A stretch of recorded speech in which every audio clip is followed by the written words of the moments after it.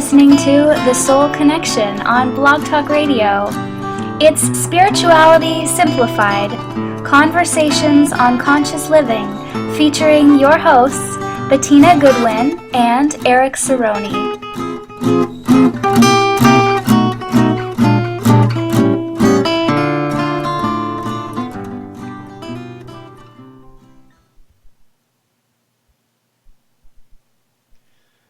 Well, hello everybody. Hello Bettina. How are you? Hi Eric. Hi everyone. I'm doing great.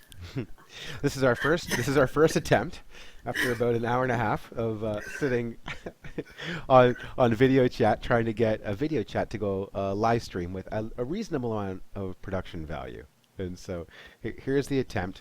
And I think that we're still having issues with the camera feed on the main screen, but forgive us as it's our first try.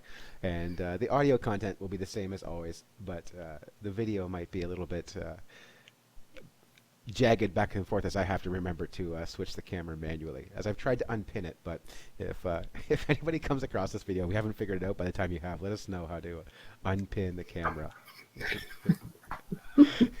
We've also I'll help. Go ahead. All help offered is gladly accepted. yeah. As we're technical noobs, we had our setup all perfect before. You know, we've been doing the show just audio for about 4 years, or maybe how long has it? It's been about that. I think it's been about 4 years. Yeah. And you know, even that was rough going for the first few, like trying to figure out how to input audio files and you know, get acclimated to the software we were using, and so that it went free. I remember like the first few months. You know, I'd mess up like the outro timing, the wrong file would play. You know, we had mic issues and all these kind of things. And so I think by the end we kind of upped our percentage of shows that went off without a hitch. But the first going is maybe a little bit rough, and maybe that's what we'll experience here. But it's all about learning, and actually it's kind of a life lesson too, really, about, you know, you have to suck at something before you're great at it, and just accepting that as part of the process, I think is terrific. And as we learn, it'll look a lot better, I think. I'm sure it will. It's just growing pains. I didn't hear the intro music, so. Oh, did you not? No.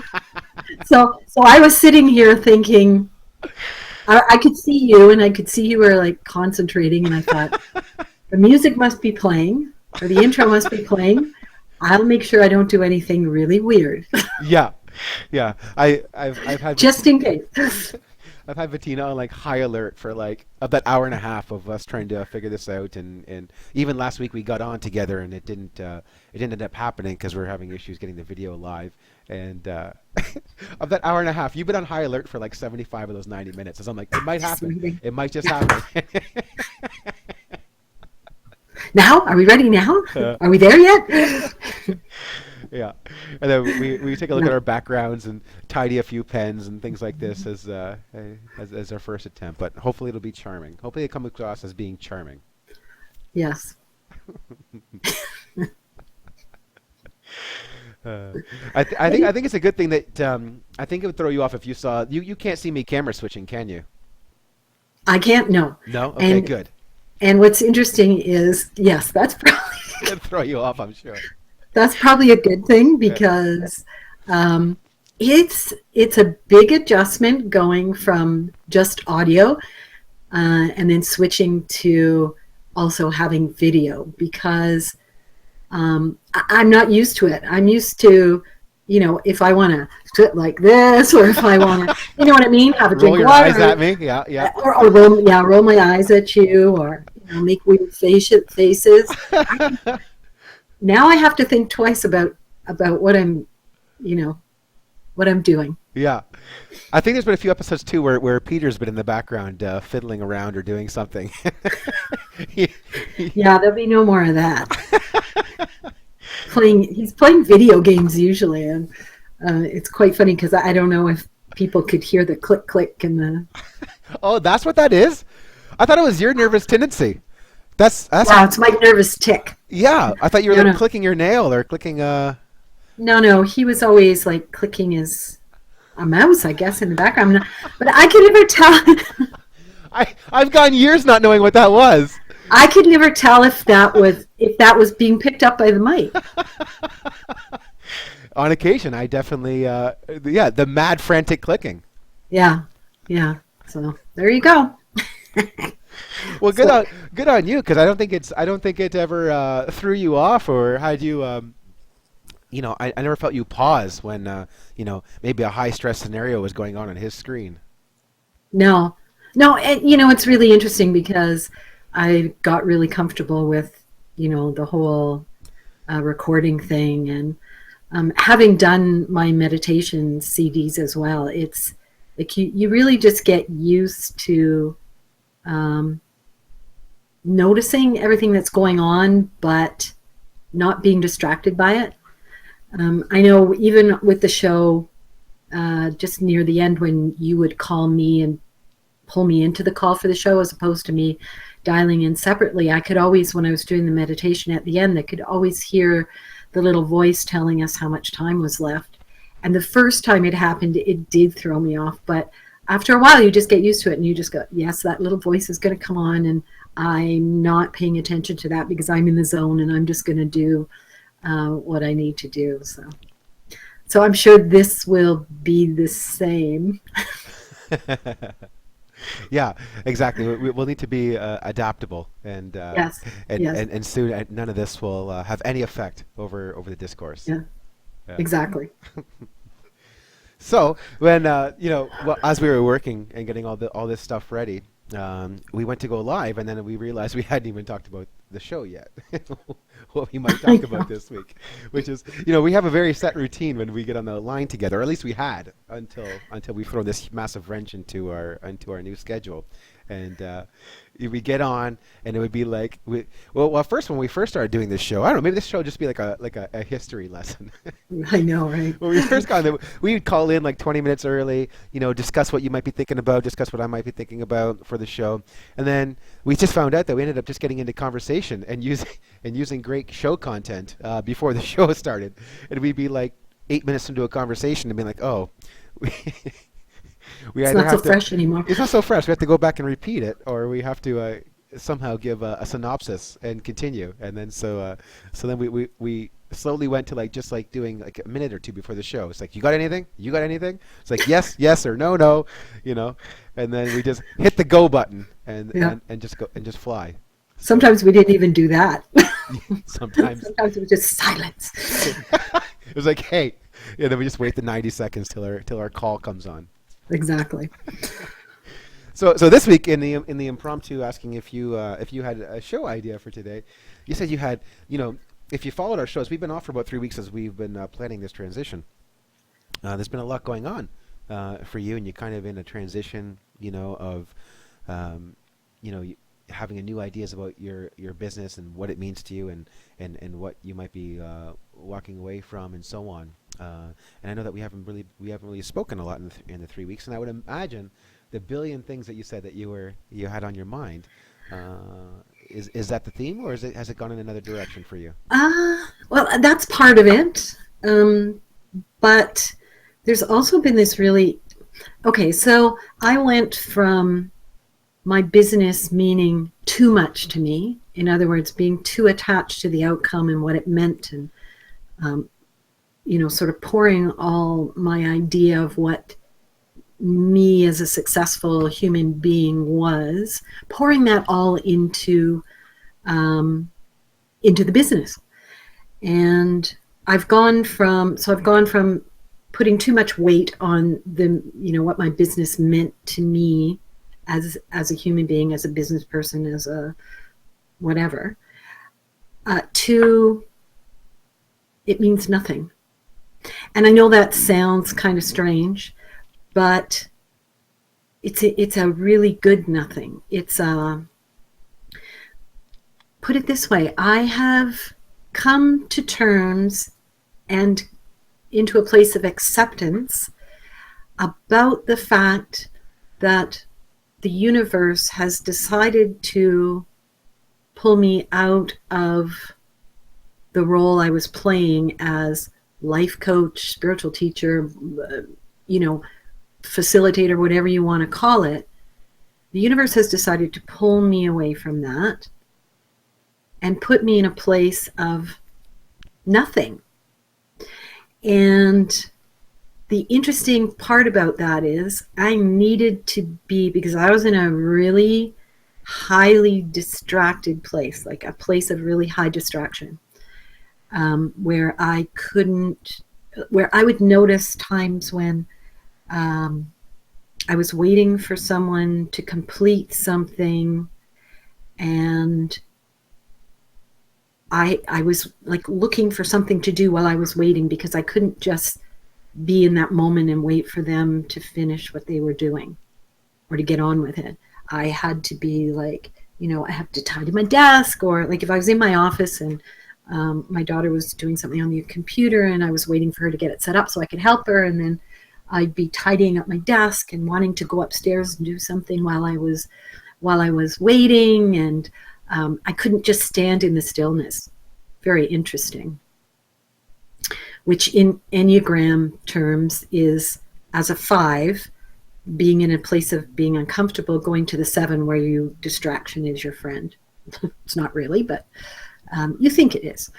So I was in that place. And so the universe just pulled the rug out from under me and said, that's it. You're not helping other people anymore.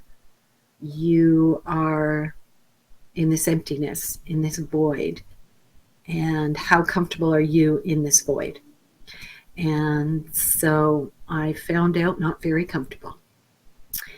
And for people who are not familiar with the term the void is that vastness of all that you are, all the lack of space in which you exist, the true sense of who you are, that loving presence. And it can be, I think the root of all our fear is that spaciousness. It's that, like if you were to close your eyes and imagine the walls falling away and the ceiling lifting away and the floor dropping out from under you, and you were just in this huge, huge,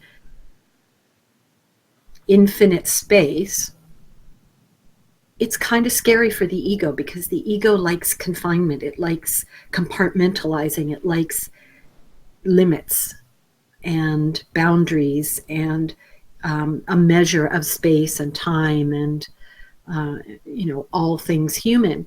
But loving presence is none of those things. Loving presence is neither time nor space nor gender nor body nor things or actions or words. It's just that being, that sense of beingness. And it's very difficult to sit in that beingness, in that loving presence, and feel the contentedness, because you are constantly, the anxiety is constantly coming to the surface. And so with Peter being away working out of town over the last month, and me spending a lot more time on my own, both during the day and in the evening, which for most people, I think the evenings are the place and the time where we feel the most loneliness or fear or whatever it is, or something about when darkness comes, all the little demons come out of the closet, the boogeyman comes out. And so I've been in this place of having my anxiety coming like really, really strong and hard and fast, and not letting up, not giving me a moment to sort of relax and be comfortable. And what I realized was the anxiety has always been there. I've been pushing it back, and it's put me in a place of suffering because I'm resisting. So the last couple of weeks have been all about acceptance, accepting the anxiety, allowing it to exist in whatever space it needs to be, befriending it, allowing it to show me what it is it's trying to show me, letting it come to the surface, asking questions. what is this anxiety about? And then really being still enough to hear the answer and to know what it's all about. And then being okay with it, because not being okay with it is what causes the problems. And I know I've talked to a lot of people about anxiety over the years, and they say, I just don't want to have it anymore. And I've gone through the same thing myself. It's like, I am so sick of having anxiety all the time, or feeling panicked, or feeling the fear, or whatever it is. I'm so sick of it. I just want it to go away. And as long as we're pushing it back down, it's never going away. It's going to stay like a bottle of champagne corked up with the pressure building, building, building. And at some point, if you shake it or something shakes it up, it's going to blow. And it's going to be huge, and it's going to be bad, and it's going to feel like the end of the world. Like you feel like you're going crazy. You feel like, nothing will ever be the same, that you'll never feel happy or content or gratitude or love or anything, because it's just all consuming. And in that moment of acceptance is when it starts to work its magic, and it starts to show you exactly what it is you need to do and where it is you need to go. And so suddenly it's okay not to be a life coach anymore. It's okay not to get the house cleaned, um, you know, bake whatever it is that I'm baking, or get the cookies made, or whatever it is, or have the Christmas party I've had for 11 years. It's okay not to be doing those things. It's okay not to be all things to all people. It's quite all right to sit in the silence and be totally aware of what's going on, why it's going on, and recognizing it's not wrong, it's not a problem, it just is. And that was really long-winded. I'm sorry. No, no, that was perfect. No, that was perfect. My goodness, Bettina, thank you for sharing. That was amazing. Um, wow. We did a show about a month ago, and it's like one of the shows I got the most feedback ever from people who listened to it, and it was a show on the show we did on anxiety. And sometimes we think about anxiety happening, as we have a full plate, or as if we need to do things, and certainly it can arise then. But this show is about anxiety setting in when our to-do list, at least for the moment, is done, and there's like this like crushing weight of nothingness before us, and how uncomfortable that makes us feel. We're just so not used to it. We're so not equipped. We've gone so long in our lives, right from beginning of school, to thinking that if we don't have anything to do, we're kind of wasting time, um,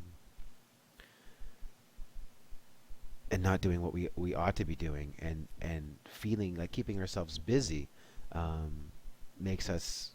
It gives us some sort of distraction that makes us feel comfortable. And you spoke to that about somebody being in the room and having to reorganize a desk, and not to be able to sit there. And if we're not doing anything, all of a sudden anxiety wells up. Um, and I know for a lot of people that results in a lot of like health issues, whether it be insomnia, or, that's when we reach for drugs or alcohol or food, cigarettes, some sort of distracting behavior. And I think you spoke to really well, because we know how uncomfortable that's going to feel. When you originally started talking about losing the attachment, I was doing these things. I had this role, and the universe pulled me out of it and said, you don't have to anymore. That it's okay. You determine the reason that it's okay. But when something that makes up so much of our identity falls away, or disappears, or vanishes, or melts, and it can be through a job, it can be through a sense of purpose, it can be through a role, motherhood, or anything, husband, wife. It can show up in relationships. When all the signs are there that we're not supposed to be doing it anymore, that's when we start going into distraction. And I think a lot of people can, myself included, can remember times in relationship where you knew that it was no longer the best place for you, but you just stay. But you don't really stay fully present. You don't really stay fully creative. You stay, and you distract yourself. You play more video games. You go out with more friends. You don't really want to look at it. You don't really want to. It's uncomfortable to be with the person, or it's uncomfortable to be with the job, or it's uncomfortable to be with the role, um, because you know the relationship isn't the same to it anymore. It's even more uncomfortable to be, on your own and know these things, and have to go through what sometimes can be a very long emotional process of letting go in a way that doesn't feel like you're ripping off a band-aid and leaving you like entirely vulnerable and wounded to the world and to yourself. And be okay enough with it that you don't reach for destructive behaviors or destructive distraction. Um, and I think that when you say long-winded, it wasn't. It was perfect length, and yeah, I think you really spoke really well to it. That what the emotional process is when one of these things happens in our lives, where we do have to pivot, or we know that we have to pivot, and the process that it takes, especially when something is was so important to us. We almost long for it to still be so important to us. But in our heart of hearts know that it's never going to be the same, and that we do need to move on. And you said it perfectly, how the ego is so fearful of it. The fearful wants structure. The ego wants to know exactly the parameters under which it's special. And when that's removed,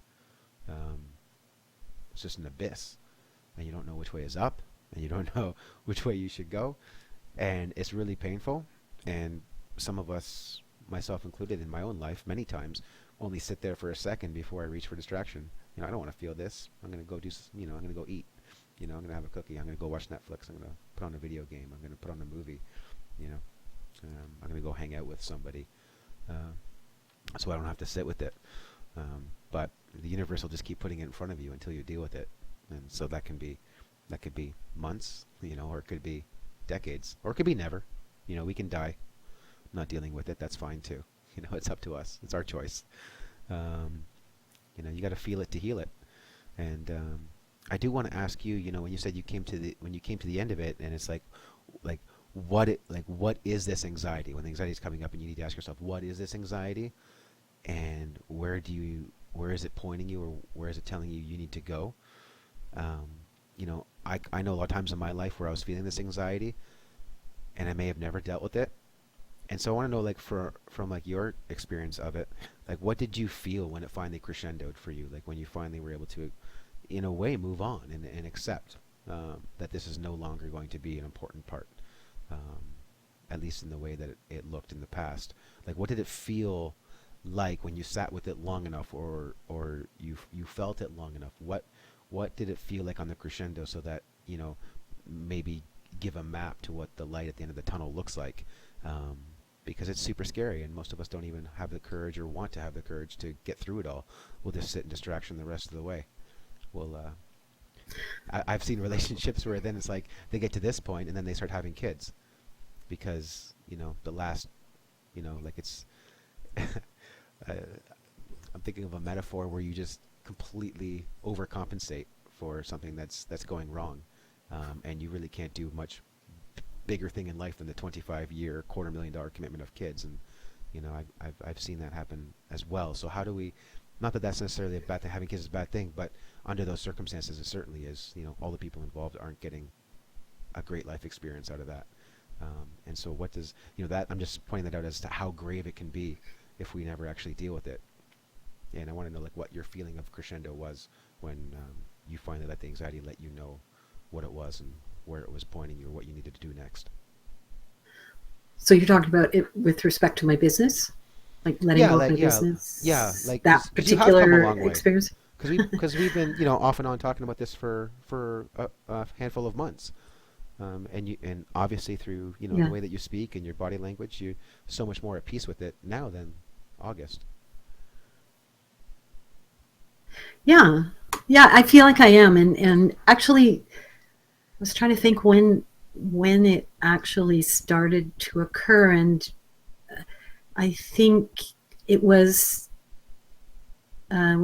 it was the beginning of the year when suddenly everything dropped away. All my clients, my classes, um, you know, the response I was getting from people, from my newsletter, all sorts of stuff. It all just, and I mean dropped away like that. It was like before Christmas I was doing fine, and after Christmas nothing. And so when I say the rug was pulled up from under me, it really, that's what it felt like. It's like, what's happened? What's going on? And then there was this scramble to, well, I'm going to go and do workshops at this shop in Toronto. Yes, I'm going to align myself with this shop in Toronto, and I'm going to do workshops. Nobody wanted to do them. Nobody signed up for them. And the thing is, I totally believed in what I was teaching. I felt I was teaching from not only from what I'd learned, but from my own experience. I felt that what I had to offer was valuable. But it just wasn't, it just didn't happen. And it was, I truly believe the universe was saying, you're done with this now. And it happens in life. It happens all the time. It's, whether we are aware that it's happening or not. When we're aware that it's happening, we, I think, can be a little more accepting because we see what's going on, and we recognize that we need to do something to come to terms with it, to go into that place of acceptance. When we don't realize that it's the natural ebb and flow of life, it's the evolution of us and as human beings, that things drop away. Relationships, careers, businesses, any number of things. When you are unaware of it, you start doing things to try and make it work. So you work harder at trying to make it work.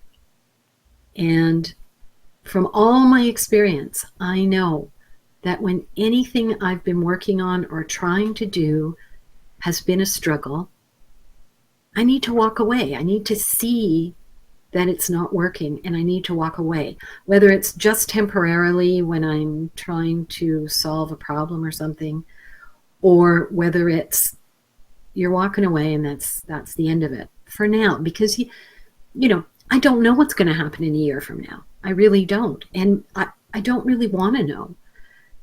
I've been sitting in this place lately of, well, I wonder what I'm going to do next. I even, I was at a place where I was, well, what can I do next? What can I do next? How can I make some money? How can I make, add a little more to our finances? And what can I do? What can I do? And it was like, you're clenching because you're trying so hard to hold on to control of what's going to happen next. And you have no control. You really, really don't have any control. And so it really is about surrendering all of it, everything. Your life, your work, your relationships. You give it all up and you say, this is where I am now. I'm making the most of what's happening, doing what's in front of me right now. And, you've heard me say that quite a few times over the last few months. It's like, I'm doing what's in front of me right now. And we'll see where that goes. Maybe in a month or 2 months from now, I'll have a job somewhere and I'll be quite content to have that job and go and work for somebody else for a while and do that. I don't know. But I'm not going to spend today worried and stressed and tense about whether that's going to happen or not. I do what's in front of me.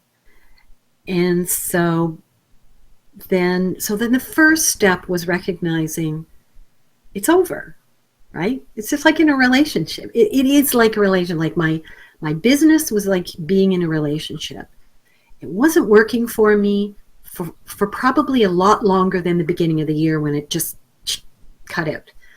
Um, it's not working for me, this relationship, but I keep trying. The only thing that's keeping me holding on is hope that it will change, it will get better, it will be wonderful. Um, Nothing I do is making the relationship better. Uh, you know, new workshops, new education for myself, working on myself. None of it is changing the bad relationship, and yet I was still holding on, and so it had to come to an end. And so then realizing that yes, it you're holding on to something that's just not there anymore.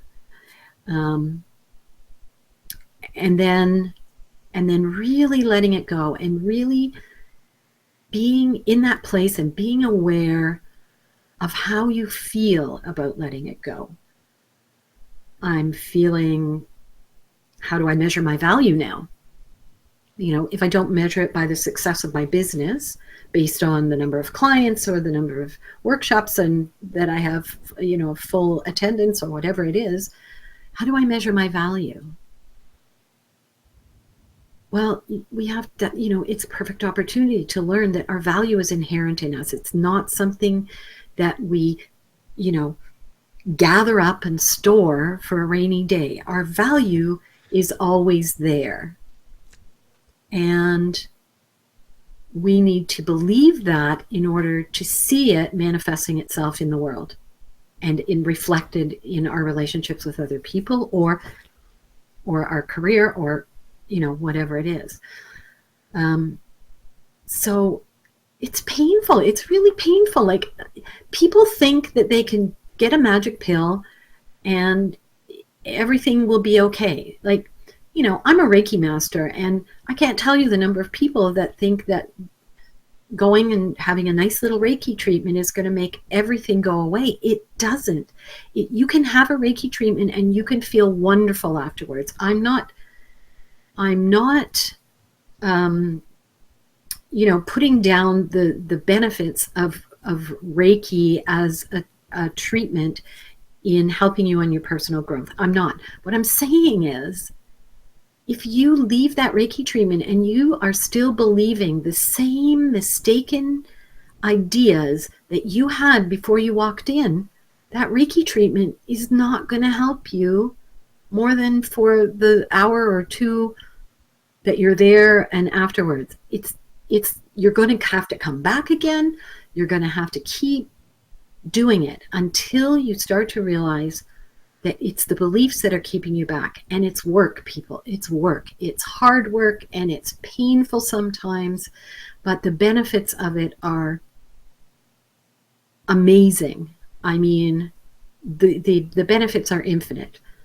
You can't imagine how amazing it feels to be able to surrender and accept and let go and be in that place of presence that says, and I'm taking this from religion, thy will be done. Like, the universe has it all figured out for you, and you will never, ever be able to imagine for yourself something better than what the universe has in store for you. But you've got to believe that that's possible, and you've got to believe that the anxiety is just a step in the direction of opening yourself up to that loving presence that will allow for everything that you want and need to come your way. Yeah. Well, it's a beautiful answer as to how it breaks, how the anxiety breaks. And it's not like it's going to happen, it's not going to happen in 45 minutes, but it will happen if you put the work in and you're committed Yeah. to, when you talk about the Reiki sessions and how It's not going to matter. You can feel great. You can have a great day. You can have a great week. Um, but unless you begin to break away and rewire those beliefs that brought you to the place, you're, you're canoeing upstream, and you can't overcome deeply held beliefs with whatever topical treatment we're trying to get away with, and hopefully it's Reiki or massage therapy or psychotherapy, and not drugs, alcohol, distraction, sex, false connection, all these kind of things. But they are all the same in a way. I do love how you bring up control. I mean, it was really huge for me. I'm sure it is for a lot of people. But earlier in my life, I mean, control was the one thing that was really difficult for me to give up. When you say things start to fail, you just try harder. I watched my parents do that to one of their death. It's broken, so just push harder. Do the things we did to get broken, but just do it harder, and it'll get better. You know, there's no limit to the destruction that you can just expire under that belief. And it's not until you give up the control and look into the abyss as to, I don't know what's going to happen, but I know that this isn't my life. This isn't what I'm here for. I'm not here for long suffering. There's no, talk about an overrated virtue, pulling from religion. you know, I do love how you bring up, because the thing, right? Because if you are to break free, let's say, you're in a relationship that's not working, and hopefully it's not as aggressive as being abusive, but let's say that, that's what it is. So much of what keeps people there is that I don't know what's better for me out there. I don't know how I can create it. I've got so much tied up here, whether it be the relationship or kids or finances. There's no way I can leave. I can't leave this. Or whether it's a job we're 21 years into and 9 years away from retirement at a decent retirement income. I can't leave now. I've got too much sunk cost. But what's your everyday like? And it's so much a part of our identity, and it's so much a part of our value, that we've gone our entire lives trying to. I love what you said about how do I measure my, you gather all your things and be like, you want to save up all your value for a rainy day, because it's like here's my job, here's my car, here's my house, here's my kids, here's my husband or wife, this is maybe one other thing I'm good at. Look at all this, look how valuable I am. It's like a defense in those moments where you don't feel it, and it's ridiculous, it's hilarious, but we all do it. And I love what you said about, truly trusting in your inherent value, in your ever, the potential of now to create anew, with your next step, with your next decision, with your next thought, with the next loving presence for however long you can manage it as you approach and interact with your environment and your world. The value is there. We don't need to justify ourselves to anybody. We don't need to prove ourselves, especially through material or conceptual ideas of value. And as long as we're beholden to those things, we can go through Reiki sessions, we can go on a bender, we can distract ourselves with something new, something shiny. But unless we break the bonds of believing that we can extract value from something that we think that we own, which is also laughable at a deeper level, we're just never going to escape it. It'll keep showing up. The universe will keep putting the lesson in front of us until we conquer it. And there's no guarantee you get over the lesson before you run out of time. And sometimes not getting over a lesson reduces the amount of time we have left. Yeah. It's interesting because when you were talking about why am I not leaving this relationship, or why, the reasons why I would not want to give up my career that I have 9 years left, it's always about fear. I mean, when we are stuck in a place in which we're unhappy, and we don't want to move on, we recognize what the problem is, because I think pretty much all the time we recognize what the problem is. We just want to turn a blind eye to it, because we don't want to face what we know we probably need to do. And it's fear that holds us back. And that fear, for every new step that we take in our lives, every change that we have to make, fear is always present. Fear is always trying to hold us back.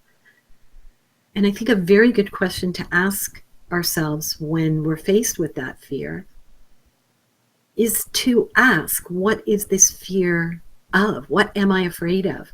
Why am I afraid to leave my career of 21 years? What is the fear? And is it something, I mean, most fears are not, but is it something that I should be giving a lot of weight to? Should I be giving this much weight to this fear that I'm going to lose my pension or whatever it is, or I'm going to be getting less money when I retire? Should I be giving this much weight to this fear? Or I'm going to have to live on my own if I leave this relationship. My fear is being alone. Should I be giving that much weight to this fear of being alone? And why am I afraid to be alone? Like, what is it that I don't want to see? Because silence and stillness will show us the truth. And we're afraid of the truth. So that's why we're always so busy. That's why the world that we live in now is always connected, on the Facebook and Twitter and Instagram and whatever. There's always a new one coming out that's going to pull us in and distract us from sitting in the stillness and knowing the truth. And the truth is really not the scary thing. It's the thought of it and what we might have to let go of to get to it. Yeah, that really nails it. You set that up really well. What is it that I don't want to see? And you can go along that for a couple minutes while you're talking, like, yeah, what is it that I don't want to see? And then you hit it with, well, we don't want the truth. But then in the end, the truth isn't actually what hurts us, it's the thought. It's the thought. What is it that I don't want to see? What's so scary? What might that mean? What am I running from? It's beautiful. What is it that I don't want to see? That should be the title of this video. Well, I know that we normally go for about half an hour, and we've blown past that, and which is quite good, because lots of times we're not done after half an hour, and I think that's a beautiful way of ending it. What is it that I don't want to see? Yeah. And we usually finish with a meditation on our podcast, and so for our vodcast, that's what these are called. I don't know. I don't know what it's called. I had faith that was rhetorical, and you didn't know. Well, it did make me think. And if anybody out there knows what it's called, you can let us know in the comments. That's right down there. Well, Bettina, that was wonderful. Thank you so much for all you shared, and would love it if you would finish us off with a meditation to finish our inaugural video. Sure, absolutely. Let's close our eyes and take a deep breath. And breathe deeply into your diaphragm, into your belly. Feel that breath of life as it moves through every cell of your body, and to feel your body become more alive, more in tune with your surroundings, with what's happening in this moment. And as you exhale, just allow everything that's on your mind to be released with the exhale of your breath. Just release it into the universe. And as you breathe deeply into your belly again, feel that place within you that knows no time nor space, no gender, no flesh or blood, but only the infinite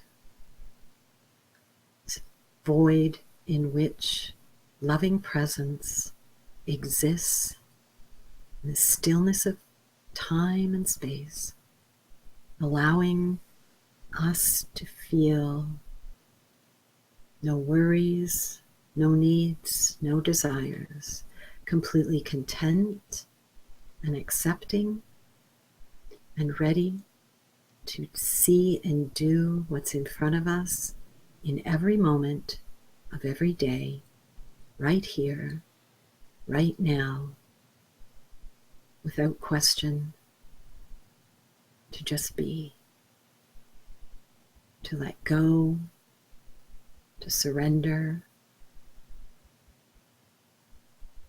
to allow yourself to feel whatever is coming up, no matter what it is, without judgment or criticism. And to know that in this space, everything is perfect and divine, and it is who we are. And when you're ready, wiggle your fingers and your toes and bring yourself back to the world. Thank you, Bettina. You're welcome. All right. Well, I'm going to attempt to play our outro music.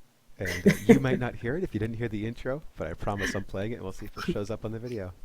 Excellent. Thanks for joining us, everybody. Look forward to seeing you here often. Have a great week.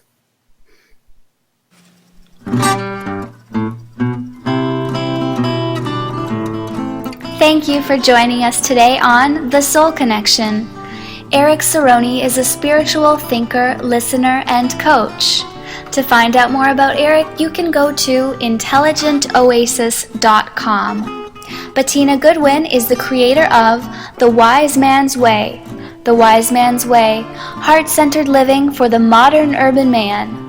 For information on products and services, including workshops, group meetings, and one-on-one counseling, please go to thewisemansway.ca.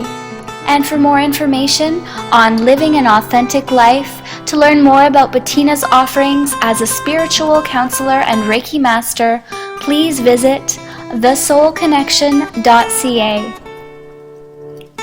Thank you for tuning in to The Soul Connection.